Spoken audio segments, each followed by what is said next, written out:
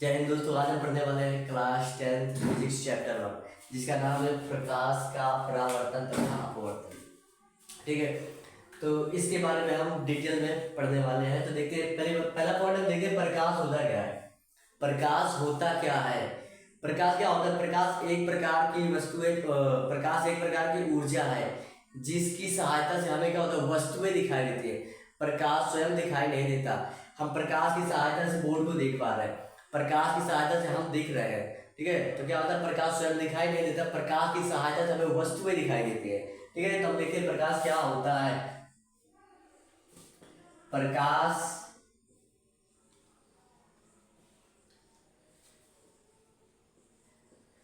प्रकाश किसे कहते हैं? प्रकाश किसे कहते हैं? ठीक है, तो हम यहां पर देखते हैं प्रकाश प्रकाश क्या होता है? एक प्रकार की ऊर्जा होती है।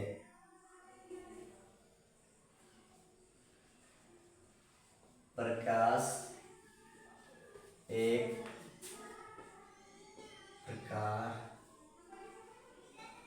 की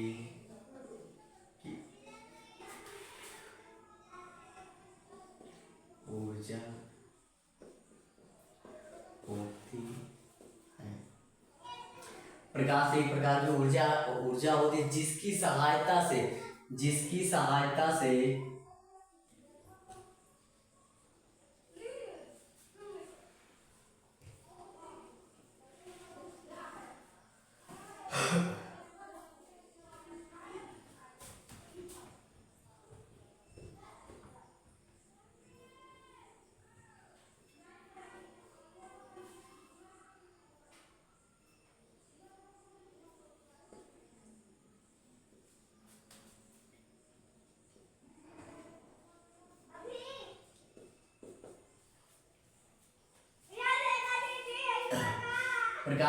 प्रकाश किसे कहते हैं? प्रकाश एक प्रकार की ऊर्जा जिसकी सहायता से हमें वस्तुएं दिखाई देती है, उसे क्या कहते हैं? प्रकाश कहलाते हैं। ठीक है, उसके बाद देखते हैं ऊर्जा का डिफिनेशन भी देखेंगे। ऊर्जा होता क्या है? ऊर्जा जिसकी मदद से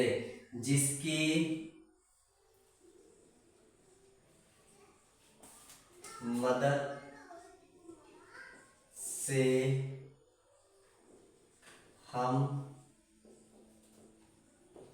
कोई काम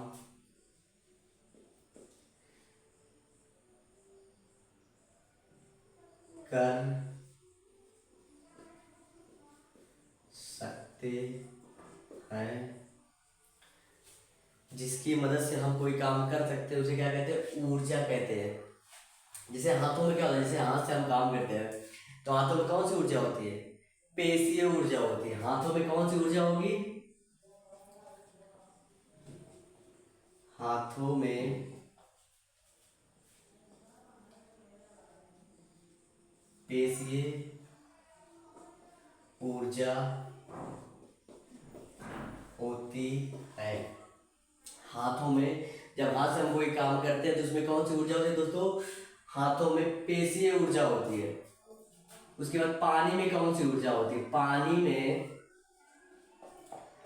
में कौन सी ऊर्जा होती है? तो गतिज ऊर्जा होती है। कौन सी ऊर्जा होती है? गतिज ऊर्जा होती है। गतिज ऊर्जा। पानी में कौन सी ऊर्जा होती है? गतिज ऊर्जा होती है। ठीक है दोस्तों, तो हमने यहाँ पर समझ लिया कि प्रकाश किसे कहते हैं। प्रकाश क्या होता है? प्रकाश एक प्रकार की होती है, ऊर्जा होती है। प्रकाश एक प्रकार की ऊर्जा होती है जिसकी सहायता से हमें वस्तुएं दिखाई देती हैं। प्रकाश हमें स्वयं दिखाई नहीं देता। तो ऊर्जा इसमें हमने डिफिनेशन भी दे दिया कि ऊर्जा क्या होता है। जिसकी मदद से हम कोई काम कर सकते हो, क्या होता है? ऊर्जा होती है। ठीक है, जैसे हाथों में कौन सी ऊर्जा होती है? हाथों में क्या होता है? पेशीय ऊर्जा। जब हाथ से हम कोई काम करते हैं तो उसमें कौन सी ऊर्जा होती है? पेशीय ऊर्जा होती है।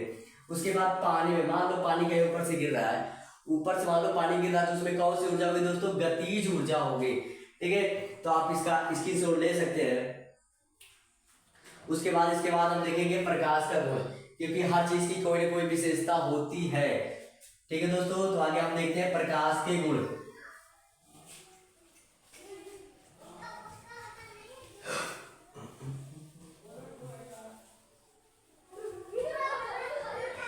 प्रकाश के गुण।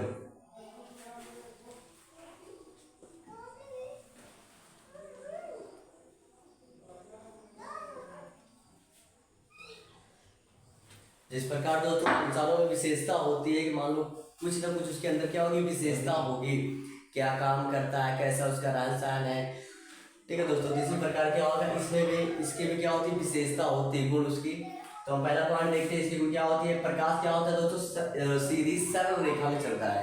ठीक है, प्रकाश की रोशनी कभी तिरछी नहीं होती, प्रकाश की रोशनी सीधा ही गमन करती है, सीधा जाती है।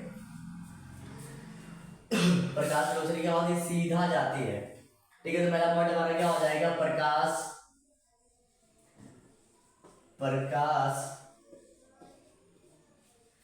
सरल सीधी रेखा में गमन करता है। प्रकाश तो क्या होता है, सीधी सरल रेखा में गमन करता है। प्रकाश की रोशनी हमेशा जब भी आएगी क्या आएगी, सीधा आएगी। प्रकाश की रोशनी तिरछा नहीं होती, इसलिए क्या हो जाएगा, प्रकाश। पहला पॉइंट हमारा क्या हो जाएगा, प्रकाश गुण की विशेषता क्या हो जाएगी, प्रकाश सरल सीधी रेखा में गमन करता है। दूसरा पॉइंट हमारा क्या हो जाएगा,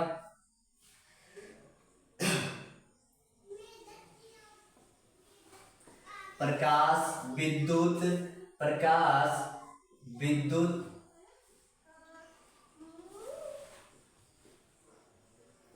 चुंबकीय तरंग है। प्रकाश क्या होता है दोस्तों, प्रकाश विद्युत चुंबकीय तरंग है, इसलिए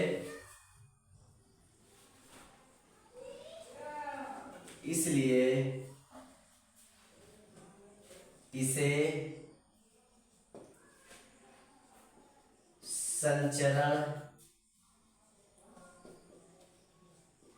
के लिए माध्यम की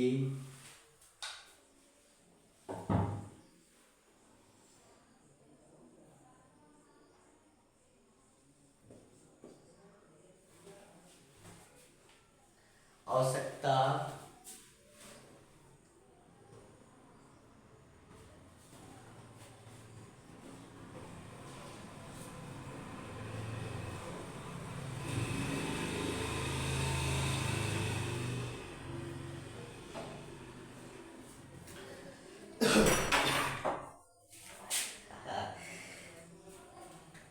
प्रकाश विद्युत चुंबकीय तरंग है, इसलिए इसे संचरण के लिए किसी माध्यम की आवश्यकता नहीं। माध्यम मतलब क्या होता है दोस्तों, रास्ता होता है। क्या होता है, रास्ता। प्रकाश को क्या होता है, किसी रास्ते की आवश्यकता नहीं, पर प्रकाश सीधी रेखा में जाता है। ठीक है, संचरण मतलब क्या होता है, यात्रा, कहीं भी उसको जाने के लिए किसी रास्ते की आवश्यकता नहीं पड़ेगी। ठीक है, जैसे हम लोगों को जाना होता है कहीं, क्या होता है, अगर घर से बाहर जाना है तो दरवाजा खोलना पड़ता है, इसलिए क्या होता है, प्रकाश के किसी की आवश्यकता नहीं पड़ती है। किसी माध्यम में जाने, कहीं भी जाने के लिए प्रकाश को किसी संचरण, किसी रास्ते की आवश्यकता नहीं पड़ती है। हमारा दूसरा पॉइंट हो गया। हम तीसरा पॉइंट देखते हैं। हमारा तीसरा पॉइंट क्या होता है, प्रकाश अपारदर्शी वस्तु का। प्रकाश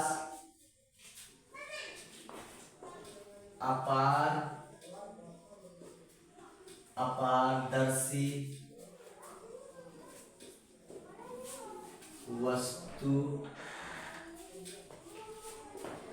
वस्तुओं का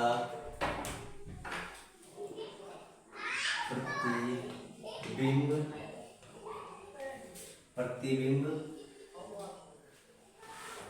बनाता है। प्रकाश अपारदर्शी वस्तुओं के प्रतिबिंब बनाता है। जैसे जिस चीज के उस पार प्रकाश नहीं जा सकता, तो अपारदर्शी मतलब जिसको प्रकाश पार नहीं करता, उसे क्या कहते हैं, अपारदर्शी। जैसे हम यहाँ पर सामने खड़े हुए, तो क्या होगा, हमारे अंदर प्रकाश जाएगा, नहीं जाएगा। हमारे सामने जब प्रकाश पड़ेगा तो हमारा प्रतिबिंब क्या होगा, कि पीछे बन जाएगा। हमारे यहाँ पर तो प्रकाश जाएगा नहीं दोस्तों, तो क्या हो जाएगा, अपारदर्शी। अपारदर्शी मतलब जिसको प्रकाश पार नहीं कर सकता, वो क्या होता है, अपारदर्शी। ठीक है दोस्तों, जैसे मार्कर है, इसके अंदर प्रकाश जाएगा, नहीं जाएगा, सिर्फ इसका क्या होगा, कि प्रतिबिंब पीछे बन जाएगा। ठीक है दोस्तों, अगला पॉइंट हम देखते हैं। आप लोग इसका स्क्रीनशॉट ले लीजिए।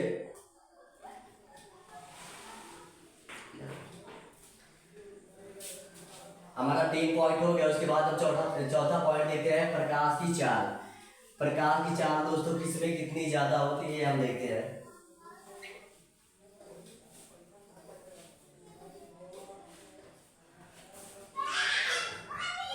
हमारा चौथा पॉइंट हो जाएगा प्रकाश की चाल।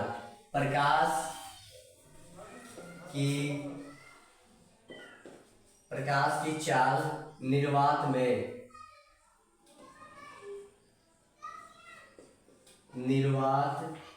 में सबसे अधिक होता है। 3 × 10⁸ मिनट प्रति सेकंड होता है।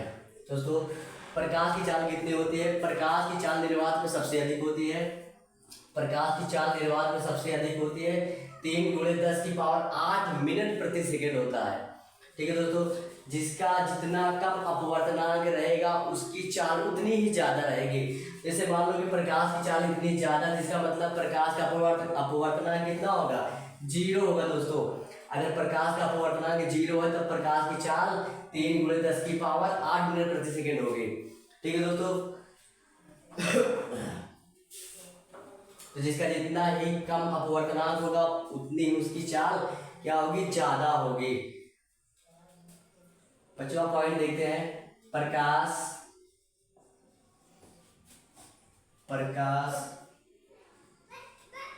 स्वयं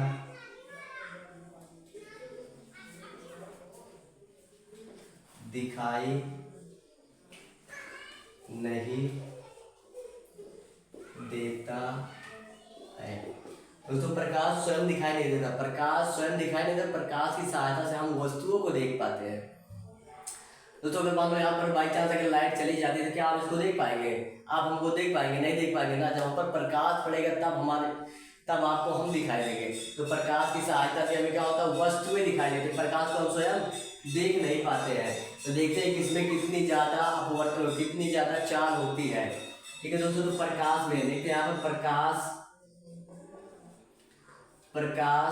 में चाल।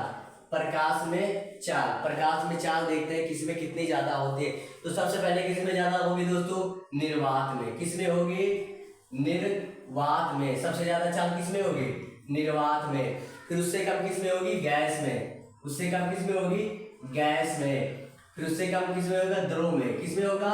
द्रव में। फिर उससे भी कम किसमें होगा? ठोस में। कुछ लोगों का कहना होगा कि ठोस में जब प्रकाश प्रवेश नहीं कर सकता उसकी चाल ऐसे कैसे होगी? तो हाँ दोस्तों, जैसे क्या होता है, हमारा कांच होता है। कांच में क्या होता है? प्रकाश प्रवेश कर जाता है। तो इसलिए यहाँ पर लिखा गया ठोस। कांच क्या होता है? ठोस होता है, लेकिन फिर भी क्या होता है? उसमें प्रकाश प्रवेश कर जाता है। ठीक है, तो जैसे मान लो कि सबसे ज्यादा अपवर्तनांक किसमें होगा? निर्वात में होगा। फिर उससे ज्यादा, उससे ही कम होगा किसमें? गैस में।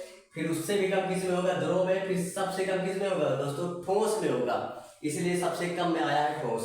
ठीक है, तब देखते हैं जैसे समुद्र की गहराई में। क्या? समुद्र की गहराई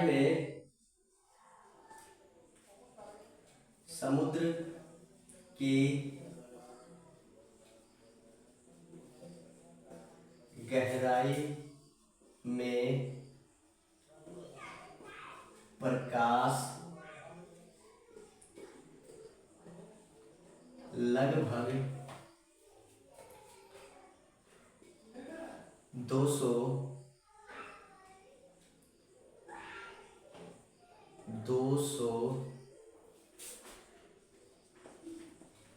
मीटर तक जाता है। दोस्तों हमने देख लिया पहले प्रकाश किसे कहते हैं। हमने क्या देखा? पहला प्रकाश किसे कहते हैं। यहाँ पर क्या देखा? प्रकाश किसे कहते हैं। तो प्रकाश क्या होती है दोस्तों? एक प्रकार की ऊर्जा होती है जिसकी सहायता से हमें क्या होता है कि वस्तुएं दिखाई देती है। प्रकाश स्वयं हमें दिखाई नहीं देता है। ठीक है, तो उसके बाद हमने क्या देखा था? डिफिनेशन। ऊर्जा की डिफिनेशन हमने देखा था।